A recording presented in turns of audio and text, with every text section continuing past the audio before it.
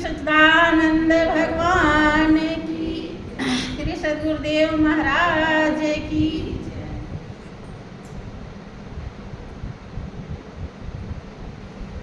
मोद मंगलमय संत समाधि। मोद माने आनंद और मंगल माने कल्याणकारी। आनंद और कल्याण करने वाला संतों का समाज होता है, जो चलता फिरता तीर्थराज प्रयाग है। तीर्थों का राजा कहा गया। तीर्थ में लोग किस लिए जाते हैं? अपने मन के पाप को धोने के लिए। लेकिन मन का पाप धुलता नहीं। लेकिन संतों का जो समाज है, जब उस समाज को हम धारण कर लेते हैं, तब हमारे मानस पटल का पाप धुल जाता है।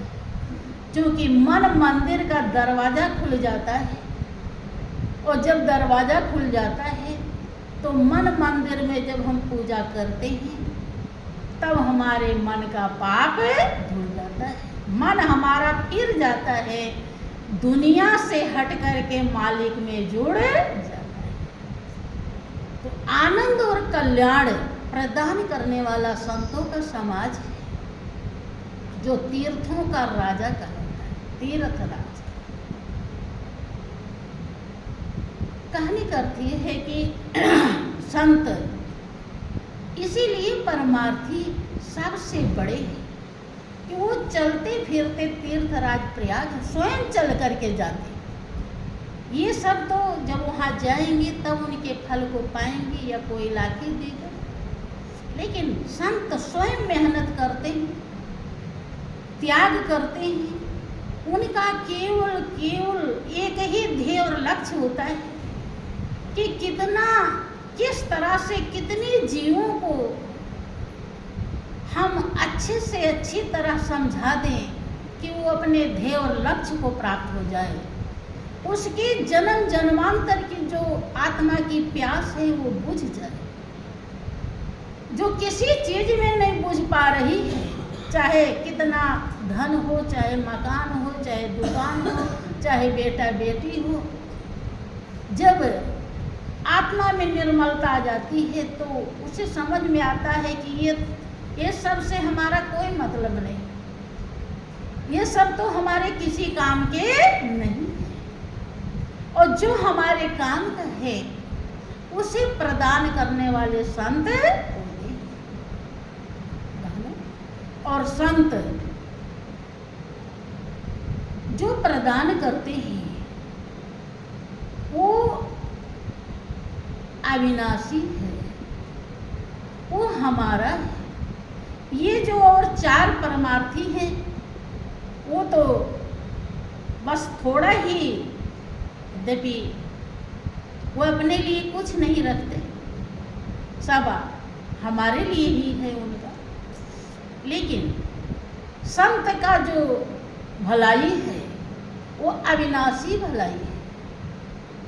इनकी भलाई तो शरीर तक ही रह जाती है, लेकिन संत की जो भलाई है उद्धार है, वो लोक और परलोक दोनों का है। इसीलिए संत से बड़ा परमार्थी दुनिया में कोई नहीं होता। संत जब मन मंदिर का दरवाजा खोल देते हैं तो खुलते ही जैसे खुलता है और हम जैसे पूजा करते हैं, मालिक का दीदार ज्यों ही पाते हैं त्यों ही 84 लाख योनि से छुटकारा मिलता है। ब्रह्मानंद नाम के एक संत हुए हैं, जिन्होंने संत और गुरु की महिमा को समझा। उन्होंने अपने अनुभव को लिखा है कि ब्रह्मानंद संत जन पल में सब भाव बंधन टारे। पल भर में जैसे तार में बिजली आ रही है, टेस्टर लगाइए तुरंत पता चल जाएगा बिजली है या नहीं। ऐसे इतनी ही देर में जब संत सतगुरु मिलते हैं सच्चे संत मिलते हैं, उनकी शरणागति हम ग्रहण करते हैं, तो इतने ही देर में जिस बिजली के कारण हम आबाद हैं, जिस एनर्जी के कारण हम आबाद हैं, जिस ताकत के कारण हम मौजूद हैं, वो तुरंत ही इतने ही देर में प्रकट हो जाती है, दीदार दे देती है, दर्शन दे देती है, और दर्शन होते ही हम 84 लाख योनि से छुटकारा पा जाते हैं। लेकिन फिर भी हमारे भाव, हमारे विचार जब महान पावन नहीं होते तो हम परख नहीं कर पाते। देखिए, बहुत लोगों को ब्रह्म ज्ञान मिला हुआ है, लेकिन वो कोई कीमत नहीं समझ पाए। यहीं पर बहुत लोग ऐसे हैं जो ज्ञान लेकर के उन्होंने कुछ भी नहीं समझा। कोई थोड़ा समझ रहा है, कोई उससे ज़्यादा थोड़ा समझ रहा है, कोई उससे ज़्यादा समझ रहा है, लेकिन कोई तो कुछ भी नहीं समझ रहा। जो समझ पाया उसने क्या कहा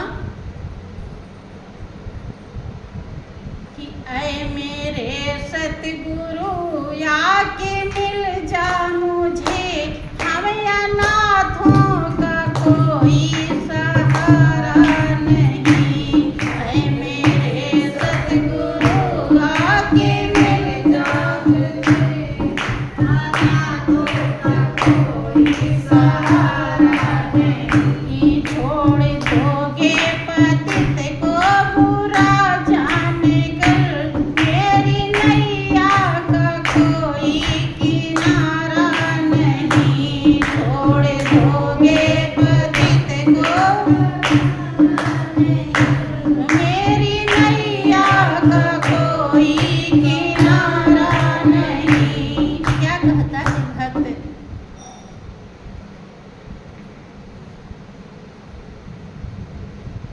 ऐ मेरे सतगुरु आखिर मिल जा मुझे, हमें अनाथों का कोई सहारा नहीं। कितने अच्छे भाव हैं। कभी ये भाव आप लोगों के दिल में भी आता है? क्या ऐसा लगता है कि अगर गुरु महाराज जी नहीं रहे हमारे जीवन में तो हम अनाथ हो जाएंगे, अर्थात हमारे पास कुछ भी नहीं। जो कुछ है गुरु महाराज जी हैं। भाई कौन ऐसा कर सकता है? वही जिसके लिए केवल केवल केवल सब कुछ गुरु महाराज जी ही हैं। क्योंकि गुरु महाराज जी नहीं होते तो उस सर्वज्ञ सर्वाधार पालनहार सच्चित आनंद स्वरूप परमात्मा को कौन लगाता, कौन सनाथ बनाता? उस भक्त को ये पता है कि अगर गुरु महाराज जी खुश रहे तो मालिक अवश्य हमको दीदार देगा। अगर गुरु महाराज जी को हम खुश नहीं कर पाए तो मालिक का दीदार हमें नहीं हो पाए। इसलिए वो कहता है कि ऐ मेरे सतगुरु आके मिल जा मुझे, हमें अनाथों का कोई सहारा नहीं। हमें अनाथ हैं, अर्थात मेरा जो नाथ है, मेरा जो मालिक है, जो सब कुछ है, वो मुझसे दूर है। हे गुरुदेव, आप मेरे जीवन का सहारा बन जाइए, मेरे जीवन नैया को थाम लीजिए, संभाल लीजिए, उद्धार कर दीजिए। ऐसा भाव कब आता है? जब ये सोना चांदी, माल मलकियत, बेटा बेटी, महल महलायत सब समझ में आ जाता है कि इनसे हमारी आत्मा का कोई ताल्लुक नहीं, ये हमारी आत्मा के प्यास बुझाने में साझीदार नहीं है। ये दुनिया या महफिल मेरे किसी काम की नहीं। उसी के हृदय में ऐसा भाव पैदा होता है, वही ये बात कह सकता है, भाव बना सकता है, पुकार सकता है कि ऐ मेरे सतगुरु आके मिल जा मुझे, हम अनाथों का कोई सहारा नहीं। और जब तक ऐसा नहीं भाव होता तब तक वो दीनानाथ रिझते भी, क्योंकि दीनानाथ को पाने के लिए हमें दीन बनना पड़ता है, अर्थात सबसे लव हटानी पड़ती है। जब लग जाता है कि ये पति भी क्या करेगा, बहुत करेगा, मालिक की मर्जी होगी तो इसका भी दांव पेच लग जाएगा, पैसा कौड़ी खर्च कर देगा, कहीं डॉक्टर को दिखा देगा या सहारा थोड़ा बन जाएगा। उसकी इच्छा होगी तो, और उसकी इच्छा नहीं होगी तो ऐसी जगह पर हम पहुंच जाएंगे कि जहां पर कोई भी ये कुछ नहीं कर सकता, ना तो मेरे श्वास को चला सकता, ना मेरे दर्द को हटा सकता है, ना तो हमारी दुख बीमारी दूर कर सकता है, ना हमारे बेचैनी को दूर कर सकता है। और बना क्या है? मालिक है, बना है ना। मेरा बिना पूछे कहीं नहीं जा सकती।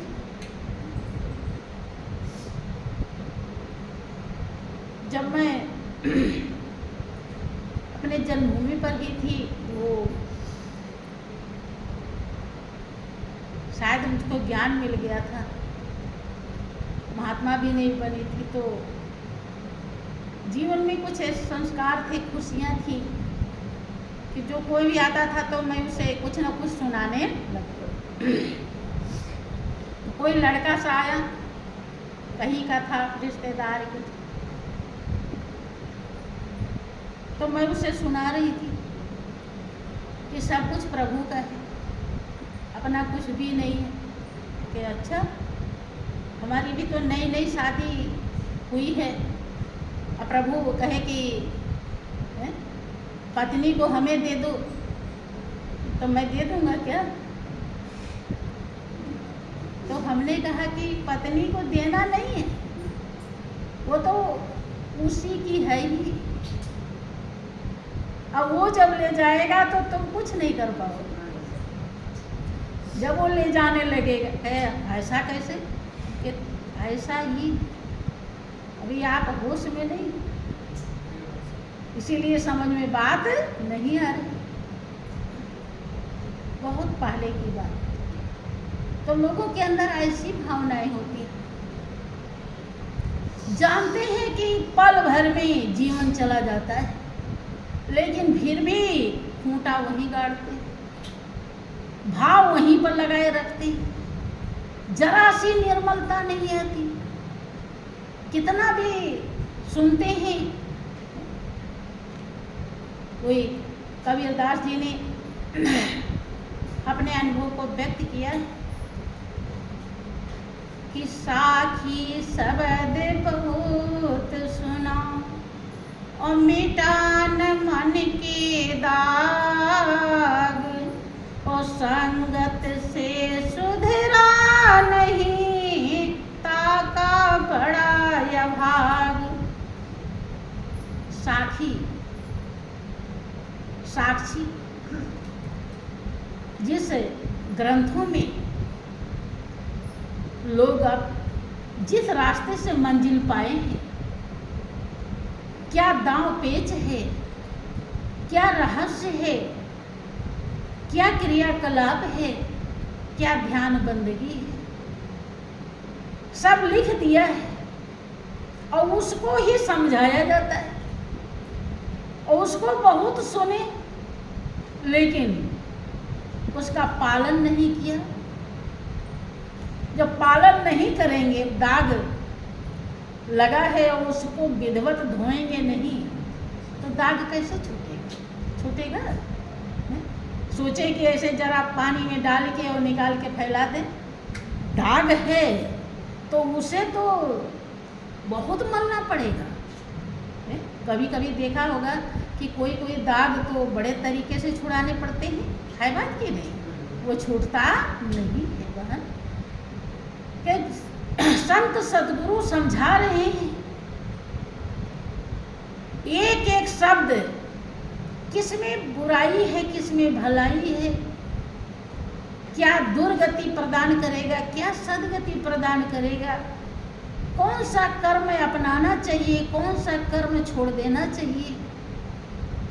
काम क्रोध मद लोभ अहंकार, इन विकारों के साथ हमें कैसे रहना चाहिए, कैसे जीना सीखना चाहिए, सब रहस्य समझाते हैं या नहीं समझाते? समझाते। और फिर भी हम अगर उसका पालन नहीं किए तो कबीरदास जी कहते हैं कि हम अभागे कहलाए। ताका बड़ा अभाग, संगत से सुधरा नहीं ताका बड़ा। तो भक्त कहता है कि ऐ मेरे सतगुरु आके मिल जा मुझे, हमें अनाथों का कोई सहारा नहीं। कि छोड़ दोगे पतित को बुरा जानकर, मेरी नैया का कोई किनारा। क्या कभी लगता है, क्या कभी आप गौर करते हो कि बचपन से आज तक हमने कितना हेरा फेरी की है, कहाँ कहाँ किसको किसको माँ को धोखा दिया, पिता को कभी कहना नहीं मानी, या किसको कहाँ कैसे चलाया, किसके साथ छल किया है, कपट किया है या नहीं किया है। विचार करना चाहिए। अगर पहले वाली बात न विचार करो तो जब से सतगुरु मिलते हैं जीवन में, जो हमारे जीवन के उद्धारक हैं, उद्धार करने के लिए आए हैं, तो रोज जब आप ध्यान में बैठें या ध्यान से पहले सोचें कि वो कब क्या आदेश दिए या क्या वो करने के लिए सलाह दे रहे थे, क्या समझा रहे थे, और हमने कितना पालन किया और कितना नहीं किया। अगर आप उस पर गौर करेंगी, से बनिया होता है, वो दिन भर दुकान चलाता है और रात में हिसाब करता है कि हमारा कितना माल बिका और उसमें कितना घाटा हुआ और कितना फायदा। उसी हिसाब से फिर वो सौदा लाता है और उसी हिसाब से भाव करता है, फिर उसे आगे फायदा होता है। ऐसे आप भी व्यापारी हैं, आप भी सौदा लाए, व्यापार करने के लिए आए। आप अपने व्यापार को अगर हिसाब नहीं लगाएंगे तो जिंदगी घाटे में चली जाएगी। इसलिए ध्यान देना चाहिए, गहराई में उतरेंगे तब पता चलेगा कि हम कितने पतित हैं। जब पहले जितना पता नहीं कितने जन्मों में क्या क्या पाप हुए, क्या क्या उल्टे कर्म हुए, बचपन से लेकर जवानी तक, चलो वो नहीं याद है, वो हम याद ना करें किसको किसको कहाँ क्या किया। हमें तो याद आता है कि मैं छोटी सी जब थी तो हमारे पिताजी कई जगह बसे हुए थे, कई जगह खेती बाड़ी थी, तो भैंसे गायें दूर रहती थी, जैसे जो बाला बहन जी का घर जितना दूर, और हमारी माता श्री इतनी दूर रहती, तो हमको वहाँ बाबा दादी सब रहा करते थे। तो वो दूध लेने के लिए भेजती थी सुबह। तो वो पतीली में पहले डोल वगैरह नहीं हुआ करता था, तो वैसे छाना सा लगा के और हाथ में हमको देती, तो हम लेकर आते थे। कभी तो गिरा भी देते थे। तो वहाँ पर एक आंधी सी बुढ़िया थी, रास्ते में मिलती। वैसे तो हमारे हृदय में बहुत दया थी, लेकिन तो थोड़ा थोड़ा मुझे ख्याल आता है कि वहाँ पर थोड़ी दूर पे कुआं था। वो बुढ़िया मेरी आवाज़ सुनती थी तो कहती थी कि मैं कुआं किधर है। तो मैं उसे करने के लिए मैं कहती थी, जिधर कुआं रहता था उधर ही कहती थी उधर कुआं नहीं है, और उधर वो जाने लगती थी। तब मैं कहती थी अरे उधर मत जाओ, उधर मत जाओ, वहाँ कुआं है। मैंने कहने मतलब उसको इधर उधर करके और फिर चली जाती थी। ये है गलती ना, ऐसी गलतियाँ होती हैं, गलतियाँ होती हैं, बहुत पता नहीं क्या क्या गलतियाँ हो जाती हैं। जबकि हृदय मेरा बहुत ऐसे भरा है। उस समय मुझे पता नहीं क्या सोचता था, उसको इधर उधर घुमाने में मुझे आनंद आता रहा होगा। तो ऐसे ही मैं एक वो कह रही हूँ, उदाहरण है। ऐसे ही अब पता नहीं किससे किससे क्या क्या गलतियाँ हुई। कब हमने चोरी किया, कब हमने छल किया। चलो वो सब भी गलती तो है, उसे भी हमारा सब हिसाब है फल का मालिक के खाते में। लेकिन जो सतगुरु के चरणों में हो रहा है उसका तो पक्का हिसाब है, वो कटने वाला नहीं है। तो उसे ऐसा जब भाव कि छोड़ दोगे पतित को बुरा जानकर, मेरे नैया का कोई किनारा। जब उसका हिसाब लगाएंगी, लगाती रहेंगी, तो एक दिन अपने को पाएंगे कि हम पतित हैं, हमने गुनाह किया है। इतना दिन बीत गया, जैसा जीवन संभालना चाहिए था हमने संभाला, जैसी निर्मलता आनी चाहिए थी वैसा आया नहीं, जो भाव होना चाहिए था वो भाव हुआ नहीं। हम पापी हैं, पावन हैं, बनना चाहिए। हमें अपने जीवन का उद्धार करना चाहिए। क्या पता अगले जन्म में मौका मिले कि ना मिले, कौन सा ऐसा प्रारब्ध आ जाए कि हमें फिर मौका मिले। कभी कभी होता है कि कुछ हम ऐसे गलती किए होते हैं जो हमें कुत्ता बनना होता है, और वो आ गया प्रारब्ध, उसी समय वह कुत्ता बन गए। अब फिर कुत्ते के जीवन में हमसे बहुत गलतियां हो रही, फिर तो पता नहीं फिर और कुछ बनने लगे। मनुष्य का जीवन ही नहीं रहेगा, फिर कैसे करेंगे। इसलिए बहनों, बहुत ही समझने की जरूरत है, गौर करने की आवश्यकता है। जब तक हम अपने को, अपने गुनाहों को, अपने अपराधों को, अपने गलतियों को छोटा समझेंगे, कम समझेंगे, ना के बराबर समझेंगे, तब तक हम भलाई अपनी नहीं कर पाएंगे। प्रेमी भक्त के लिए नितांत आवश्यक होता है कि वो रात दिन केवल अपनी कमी देखे। अपनी कमी देखने का मतलब है कि वो भलाई के तरफ अब जाने लायक हो गया, अब उसे मंजिल अवश्य मिल जाएगी। और जब बहुत समय बीत जाता है, प्रेमी भक्त कहने के लिए तो प्रेमी, लेकिन वो अपनी कमी देख नहीं पाते, और नहीं देख पाते तो समझ लीजिए कि अच्छा, क्योंकि हमने कई बार श्री गुरु महाराज जी के इशारों को देखा है कि वो ये दर्शाना चाह रहे हैं, भले ही अपनी कोई गलती नहीं है, लेकिन हम अगर गलती स्वीकार कर लेते हैं तो उसमें ही हमारे जीवन का चार चांद लग जाता है, बहुत बड़ी भलाई हो जाती है, इतनी बड़ी खुशियाँ मिलती हैं जिसका कोई हद। बोलिए प्रेम से श्री सच्चिदानंद भगवान